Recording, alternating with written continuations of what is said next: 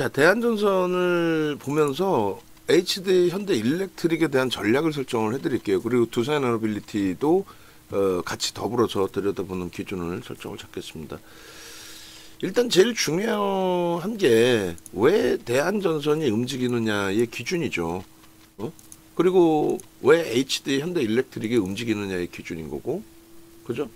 그리고 왜 두산에너빌리티가 움직이냐의 기준입니다. 그래서 일단은 대한전선에 대해서 두 가지 기준으로 설정을 해서 좀 들여다볼 건데, 첫 번째 기준은 펀더멘탈적인 부분이 될 거고요. 두 번째 기준은 기술적인 부분이 됩니다. 그래서 일주월봉 띄워놓고요. 그리고 시장이 강하게 움직이기 때문에 대한전선도 분명히 시장 수익률 수준은 나오리라 봅니다.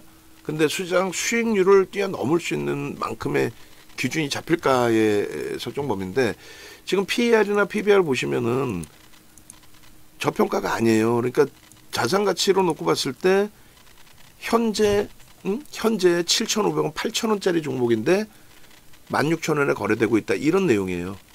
자산 가치가 7,500원, 8,000원짜리 종목인데 두 배 움직이고 있다. 이런 내용입니다.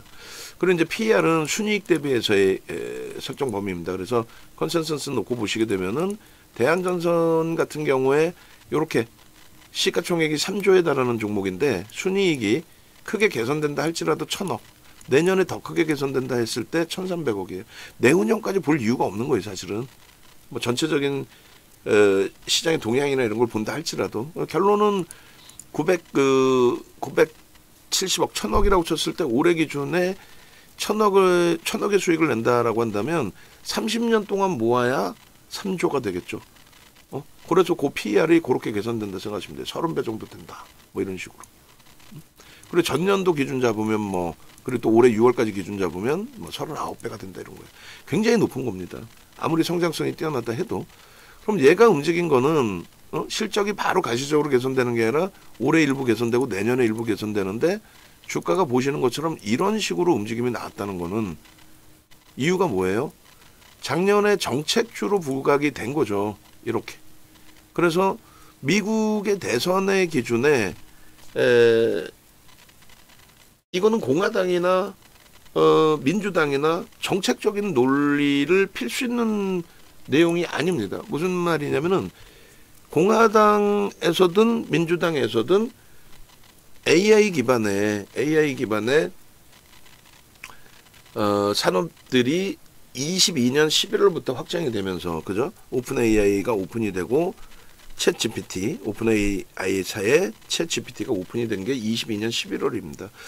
그렇게 되면서 엔비디아가 속된 표현으로 미친 듯한 슈팅이 나온 게 실적이 10배 정도 증가해서 순이익이 9배 정도 증가합니다. 그러면서 10배가 넘죠, 사실은. 그러면서 이제 23년 5월에 발표된 실적에서부터 계속 실적이 상향이 돼요. 그 정도로 많이 팔린다는 거예요. 많이 팔린다는 거는 그만큼 많이 사용한다는 건데 이게 전력 소모량이 어마어마하다고 합니다. 그래서 그동안에 노후된 그 전력 관련된 변압기라든가 전선을 전부 갈아주겠다. 그게 23년도도 아니고 22년도도 아니에요. 그죠? 딱 24년도 대선일 때입니다. 미국의 대선. 그래서 미국의 대선에 양쪽 진영 모두 누가 당선이 되더라도 다 바꿔주겠다의 기준이 됐어요. 그러다 보니까 밑도 끝도 없이 사실 우리나라의 변압기 업체들은 조금 일부 수혜가 있는데 그 수혜 범위를 이제 좀 더 확대 해석하는 거죠. 그리고 명분이 생긴 거고. 그리고 전력 전선 쪽에서도 대한전선 같은 경우에 수혜를 볼 수 있다. 수출 증가할 수 있고 매출 증가할 수 있다. 근데 그 증가율이 보니까 컨센서스 보니까 택도 없는 거지. 그러다 보니 중간중간에 이제 주가 조정 변동이 나오는데, 예를 들어서 HD 현대일렉트릭을 보겠습니다만 LS 일렉트릭도 볼 거고요. LS 일렉트릭 보시면은 수급이 24년 이후에 어떻게 돼요? 말씀드린 것처럼 정책주의 기준이 되다 보니 누적적으로 수급이 속된 편으로 미친 듯이 들어오는 거예요. 그리고 나서 보시면 수급이 일부 꼬여지면서 조정폭이 굉장히 한 40%까지 나옵니다. 그래서 우리는 이런 변동은 싫기 때문에, 이런 변동은 싫기 때문에 지금 뭐 수급 논리죠. 또 얘가 왜 가요? 왜 가? 미국의 정책주로서 가? 그게 맞지. 근데 그러면은 정책주로서 가는데 이때는 왜 빠졌어? 그러면 정책주인데 뭐 시장이 빠져서 뭐 그것도 맞을 수 있지. 근데 중요한 거는 시장이 돌려질 때 기준도 그렇고 더 중요한 거는 그냥 수급이다. 수급이 들어오니까 주가가 신고가가 나오는 거죠. 그 명분이 정책주의 기준에서 명분인데 그걸 이제 여러 가지로 포장을 하는 거죠. 얘가요 실적이 좋아지고요 앞으로요 뭐 이쪽 변압기에서 뭐 어쩌고요 뭐가 어쩌고요 이렇게 되는 거죠. HD 현대 일렉트릭도 마찬가지예요. 그간의 누적 수급이 상상을 초월합니다. 23년도까지. 조금 전에 설명드린 네이버처럼 네이버의 최근 뭐 작년 10월 이후부터 해서 누적 수급이 7%라면 어마어마하죠. 장래 매수로. 그런 수급이 유입된 것처럼 얘도 누적적으로 어마어마한 수급이 유입됐고 24년도에 엄청난 슈팅이 나온 거죠. 점진적으로 올라가다가 추가적인 매수 또 손바뀜까지. 결국은 이 친구도 잠시 이제 조정이 확장됐던 부분이 있었잖아요. 근데 LS 일렉트릭처럼 뭐 반토막 나거나 그런 건 아닌데 수급이 일부 꼬이면서 흐름이었어요. 근데 정확히 25년 초반이란 말이에요. 우리는 굉장히 빠르게 짧게 잘 자르고 나왔죠. 진짜. 그러면서 두산 에너빌리티로 옮긴 거예요. 그럼 두산 에너빌리티로 옮긴 이유가 뭡니까? 두산 에너빌리티 쪽의 기준에 원전 사업 부분에 SMR 이 부분이 미국에 이제 새로운 정부 들어오면서 공화당 정부의 완전한 정책주로 뜬 거예요. 데이터 센터의 전력원으로 변압기기 바꿔주고 그런 걸 떠나서 전력원으로 원자력을 쓰겠다는 게 SMR. 그러니까 얘가 그거 불거진 거죠. 그럼 얘는 또 저평가냐? 얘도 어마어마한 고평가예요 지금. 그 내용을 바탕으로 예전에 뭐 에코프로 템버거 만든다는 뭐 그런 식으로 그런 이슈를 바탕으로 펀더멘탈이 재현적인데도 불구하고 주가 변동이 나오는 거죠. 근데 에코프로는 수급이 들어온 것도 없이 말 그대로 손바뀜 수급에 의해서 거래대금만 터뜨리고 슈팅이 나왔다면은 얘네들은 변압기기 쪽은 누적 수급이 있어요. 물론 평균 단가보다는 높아요 지금 오버슈팅이라. 그리고 얘도 누적 수급은 있는데 지금 현재로서는 평균 단가보다 프리미엄이 높아요. 그러다 보니까 최근에 이제 매도가 좀 있는 거고, 그죠? 그래서 조정이 있어서 잠시 이제 좀 우리도 한 발 뒤에서 보는 거고, 어제 뭐 차익 실현한 거고. 근데 여기 보시면 정확하게 체코나 이런 게 아닌 미국의 정책주로서, 그러니까 민주당은 신재생 에너지는 그 친환경 기준의 신재생 에너지고 공화당은 아니 있는 화석 원료를 왜 안 쓰냐는 거야. 석탄, 석유 이런 게 다 있는데 신재생 에너지는 그러면 단가를 좀 싸게 만들어 놓든가. 단가가 지금 안 맞아요. 태양광을 쓰려면 또 마찬가지로 셰일가스 갖다 쓰려면은 안 맞는 거야. 단가가 원유 갖다 쓰는 게 낫지. 그래서 야 그럼 비효율적인 걸 왜 하냐. 그럼 업체들이 태양광을 더 열심히 개발해서 만들어 놓으면 그때 쓰든가 하고, 아니 지금 석유 쓰면 되잖아요. 여태까지 썼는데 환경오염 그거는 조금 규제를 하면 되는 거지 뭐 탄소 배출권까지 만들어가지고 그따구로 할 필요는 없다. 이게 공화당 정책이에요. 결론은 그런 과정 속에서 원전까지 쓰겠다는 거예요. 공화당은. 미국의 공화당은. 뭐 그런 내용입니다. 그러면 절대적인 정책 수혜는 얘가 된다는 거죠. 제가 판단할 때는. 그래서 HD 현대 일렉트릭을 차익 실현한 부분. 얘로 옮기기 위해서 차익 실현이 아니라 걔는 이제 수급이 좀 꼬여지면서 조정이 나왔기 때문에 첫 바다에 우리가 잘 팔았어요. 진짜 기가 막히게 잘 팔았어요. 그러고 나서 일로 옮겨놓고 얘를 주력으로 작년에 HD 현대 일렉 들어갈 때는 5%지만 또 LS 병행을 했지만 얘는 처음부터 10%로 꽉꽉 채운 거죠. 꽉꽉 채웠고 지금도 그 비중은 주력 비중은 유지하고 있는 거고, 그 다음 범위가 우리가 HD 현대 일렉트릭을 들여다보면서 편입의 설정 범위를 잡는 거죠. 왜? 수급이 개선되면서 사상 최대치 신고가를 주고 있는 거니까. 그러니까 여기서부터 딱 잘 잡아 들어간 거죠. 그리고 LS 일렉트릭을 일부 병행할까 고민하는데 둘 다 거래대금이 제한적이에요. 이렇게 좋은데도 수급이 들어오고 신고가를 향해서 가고 신고가가 나오고 있고 그럼에도 불구하고 거래대금이 제한적이라 좀 제한적으로 보고 있어요. 그럼 대한전선은요? 결론은 개뿔이나 수급이 있나요? 없지. 그렇다고 해서 얘 보세요. 48% 대주주에 6% 외국인이에요. 회사가 나쁘다는 게 아니에요. 회사가 어떻게 나쁠 수 있어요. 시가총액이 3조인데. 어? 우리나라 대표적인 전선주고 전선주의 탑픽이잖아요. 얘가 시가총액이 제일 커.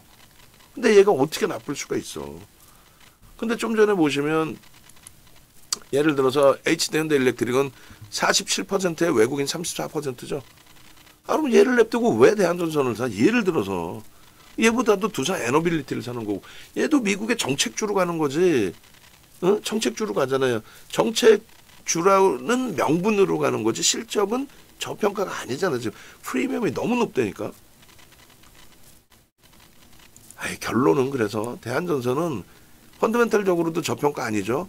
기술적으로 양봉이 나왔다. 그럼 이걸 뭘 보려고 하는 거예요? 와, 양봉이 나왔네. 누군가 때려 사줬네. 근데 시가총액 3조짜리라면은 외국인이 눈에 띄는 매수를 줘야지. 응? 혹은 기관이 눈에 띄는 매수를 줘야지. 혹은 쌍끌이를 줘야지. 아니잖아. 아니잖아요. 그죠? 두 번째는요. 외국인 기관이 안 사더라도 이게 여기가 외국인 기관이 요만큼 들어왔지만 이걸 안 들어오더라도 요 거래 있죠. 요 거래가 터져주면서 양봉이 나와야 신뢰가 있는 거지. 그렇지 않으면은 올라오긴 올라왔어. 그래 봐야 시장 수익률. 물론 57%면 뭐 시장 수익률을 월등히 넘기죠. 근데 지금 시장 자체가 2월 말 종가 대비, 이때 2월 말입니다. 시장 지수가. 2월 말 종가 대비해서 3월 포트폴리오의 시장 수익률이 어떻게 돼 있어요? 아까 뭐 네이버에서 찾았는데 2월 말 종가 기준이 얼마냐면은 2,532포인트예요. 그래서 시장이 16% 올라와 있습니다. 시장 대비 뭐 50%니까 어마어마하네. 요 꼬리 달린 건 좀 무시해도 되죠. 어찌됐든. 그러면 얘가 57% 올라올 때 나머지는요. 제가 볼 땐 더 올라왔을 것 같은데. HD 현대일렉, LS 일렉트릭이 좀 더 올라왔겠다. 이번에는 낙폭이 심화돼 있었으니까요. HD 현대, 아이고 일렉트릭 봅시다. 얘는 몇 퍼센트야? 덜 올라왔으면 어떻게 되지? 창피해서. 75%네. 소폭이라도 더 올라와 있죠. 얘가 대장이니까 그래요. 그 다음에 이번에 이제 LS가 원체 많이 빠졌다가 돌렸는데 얘는 90% 올라와 있습니다. 그러면 얘네가 낫다는 거예요, 최소. 그러면 두산 에너빌리티가 시가총액 장중에 어제 7위까지 올라왔었는데 그 두산 에너빌리티는 그러면은 얼마 올라왔어요? 이렇게. 그러니까 설명하다 보면 제일 힘든 게 뭔지 아세요? 그 종목들도 가는 거야. 그 종목군들도. 지금 3개월 동안의 수익을 보는 거잖아요. 그러면은 주봉에서 그렇다고 치면 이렇게 보면은요. 4월부터니까 200% 올랐어요. 얘는. 그러니까 AI 데이터원의 기준을 설정을 잡았을 때 대장은 누구다? 윤정도 많이 맞잖아요. 투사 에너빌리티인 거야. 그 다음 누가요? HD 현대일렉트릭이에요. LS 일렉트릭의 변동률은 좀 더 높다 했지만 걔는 또 원체 많이 빠졌고 그 다음 대한전선이 여기서 슈팅이 나올 수는 있어요. 그럼 슈팅 나올 때 들어가는 거야. 그러니까 설명이 제일 어려운 건 뭐냐면 예를 들어서 이런 거예요. 이거 거래 없으니까 어떤 특정한 종목에 얘예요. 만약에 일봉입니다. 거래가 없죠. 거래 빵 터졌다 거래가 없잖아요. 거래 빵 터졌다. 그럼 미련 갖는 게 아니라 야 이거 내일 아침에 갭상승 나오면 어떻게 하지? 갭상승 나오면 그때 따라 붙어도 돼. 갭상승의 양봉이면. 근데 갭상승 나오고 이렇게 음봉 떨어질 수도 있잖아요. 그럴 땐 정리인 거지. 갭상승에 이렇게 양봉일 때 거래 터졌잖아. 미친 듯이 거래 없었잖아요. 이때는. 이게 거래가 있는 게 아니잖아요. 거래가 미친 듯이 터진 날. 갭상승에 양봉이면 이때 따라가는 거야. 이때는 차익 실현해야지. 이때는 다시 따라 붙어. 내가 차익 실현을 만약에 요 중간 단계에 했는데 초반부터 나오면 기분 좋게 차익 따라 붙는 거고 우리도 두산에너빌리티를 지금 따라가냐 못 따라가냐 그러고 있잖아요. 61,300원에 차익 실현했는데 바로 밑에 또 사야 되나 그 고민도 있고 주력 비중 10%는 있는데 막 복잡하죠. 얘가 센 놈 같으면 바로바로 이제 튀고 올라올 거예요. 그때 따라 붙으시라고. 지금은요. 무조건 다 정리해놨다가 거래 없잖아. 오늘도 없죠. 얘가 갑자기 치고 올라올까? 제 생각엔 제한적인데 갑자기 치고 올라와도 관심 종목에 넣어두시면 눈에 띌 거 아니에요. 그러면 그때 갑자기 치고 올라온다고 들어가는 게 아니라 오늘의 거래가 결론은 600만 주씩 터져줄 수 있겠느냐. 얜 때려 죽여도 오늘 고점 못 넘겨요. 엄청난 이슈가 불거지면은 그럼 넘길 수 있겠죠. 어떻게? 미친 듯한 거래가 터지면서 600만 주씩 막 실리면서. 그러니까 오늘은 정리인 거야. 우리 주력주도 많고 많은 종목이 있는데 우리 주력이 뭐예요? 포트폴리오에 넣어놓은 게 얘네죠. 어? 얘네 기준에 삼성전자 이제 고점 넘기면 다시 또 매수세를 낼 거예요. 어제 공격적인 매수세 냈다가 미끄러진 하이닉스. 응? 혹은 두산에너빌리티 변동 나올 때 속단편으로 미친 듯한 매수세 내죠. 얘도. 근데 지금 얘네들 아예 그냥 뭐 안 건들던지 주력이니까 툭 매수세 드리는 거는 거래가 전일 대비해서의 기준 잡더라도 거래가 제한적이잖아요. 그러니까 안 들어가는 거야. 네이버는요. 거래 보세요. 전일 대비해서 400%에 벌써. 전일 4배. 마감 때까지 더 터지겠지. 그리고 얘도 마찬가지로 거래가 터져 있는 흐름이 있다 보니 6%까지 확장이야. 아까 매수세 낸 데는 계속 까먹은 거야. 오히려 하나 시스템만 매수세를 내고. 얘도 하나 시스템을 망설인 이유가 뭐예요? 가지고 있던 거래량 대비 제한적이어서 그래요. 얘는 망설였던 게 수급이 프로그램의 매도였기 때문에. 뭐가 딱딱딱 맞아줘야 매매를 하지. 얘도 오늘 왜 미친 듯이 올라요? 거래 터지면서 양봉인 거죠. 응? 아, 얘네들 뭐 펀더멘탈적인 내용들 모르는 거 있어요. 다 알지. 저평가야 아니야. 다 알지. 그래 대한전선 결론은 회사가 나쁘다는 내용도 아니고 얘는 못 갑니다도 아니에요. 시장이 강할수록 대한전선도 시장 수익률 혹은 미국의 정책 테마라는 이슈가 있으니 정책주라는 이슈가 있으니 시장 대비 좀 더 강할 수 있습니다. 근데 누굴 살 거냐가 중요한 거죠. 네? 삼성전자, SK 하이닉스, 한미반도체, 이수베타시스가 있으면 누굴 사요? 농담해라. 삼성전자 하이닉스를 사는 거예요. 한미반도체는 삼성전자 하이닉스가 작년 7월까지 속된 편으로 미친 듯이 날아갈 때 하이닉스라는 시가총액 2위가 따블이 나오고 삼성전자가 88,800원이라는 미친 듯한 주가가 나올 때 그럴 때 한미반도체의 비이성적인 19만 원까지 나오는 거야. 우리가 한미반도체 수익 놓친 적 있어요? 없죠. 지금 뒤도 안 돌아보죠. 거래 터지면 들어가는 거예요. 수급이 들어오면 들어가는 겁니다. 네? 그렇게 해서 대한전선은 매도의 기준으로 설정을 잡아드리고 오히려 HD 현대일렉트릭의 흐름에 있어서 말씀드린 것처럼 편입의 기준으로 설정을 잡는다. 얘는 뭐 지난해 7월 차익 실현 또 9월 차익 실현 그러고 나서는요. 그러고 나서는 재차 또 편입을 하고 또 들여다보고 하잖아요. 1월 달에 완전히 전략 매도 40만 원대.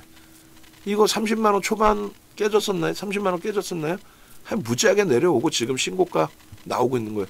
그 흐름 속에 재편입을 하니까 다시 정리해서 이렇게 매매 사인을 잡아드리는 거죠. 미국의 정책주의 기준입니다. 뭐 이런 식의 기준에서. 응? 그래 안 그래요? 이 정책주의 기준에서의 흐름을 가장 강조를 드렸어요. 뭐 실적이 끝내준다. 실적이 뭘 끝내줘? 저평가가 아닌데. 그리고 이 정책 부분은 오히려 누가?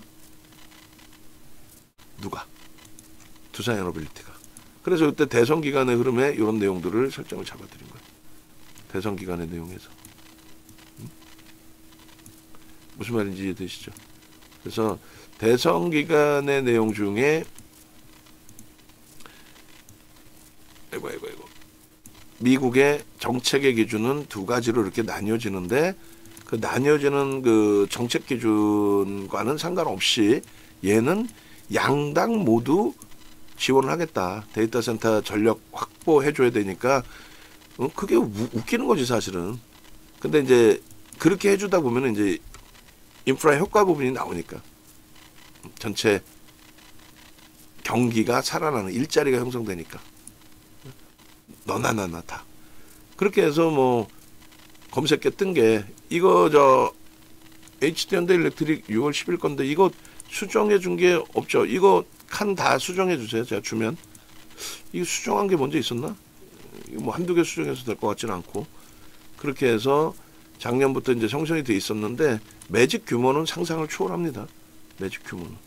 그래서 그런 매집이 돼 있으니까 주가가 슈팅이 나왔던 거고 그러고 나서 이제 뭐 올해 하여간에 말씀드린 것처럼 1월 달에 정리를 한 거고 그리고 재차 이제 5월, 6월 이렇게 재편입의 기준을 철저히 잡기 시작한 거예요. 뭐 수익률 부분들이 어마어마하죠. 얘도 HD 현대일렉트릭도 지금까지 누적이 신고가다 보니 그렇게 해서 나중에 이제 HD 현대일렉트릭을 다시 한번 더 깊이 있게 들여다본다라고 한다면 그때 HD 현대일렉도 자세히 설명을 드릴게요. 그래서 투자 에너빌리티하고 얘하고 두 종목 정도 병행하면 될 것 같고 얘는 거래 대금이 좀 제한적입니다. 그건 꼭 염두에 두시고 LS 일렉트릭이나 뭐 나머지 산일전기 뭐 이런 쪽도 같이 이제 놓고 보게 된다면 그 기준 좀 별도로 또 설정을 해드릴게요. 자, 외부에 계신 분들도 나도 뭐 이런 내용들을 같이 들여다보고 대처하고 싶다 하시는 분들은 이런 그 종목별로의 영상 부분은 네이버에서 윤정도 검색하시든 사이트 나오면 유튜브에 오셔서 윤정도를 검색하시든 검색을 하셔서 이렇게 이렇게 네이버도 보시고 하이닉스도 보시고 두산에너빌리티 뭐 하나시스템 또 두산에너빌리티의 차익 실현 이후의 흐름 뭐 이런 기준점들을 잡으시면 되겠죠. 투자에너빌리티 지금 6만 원까지 또 들어 올렸어요. 어마어마합니다.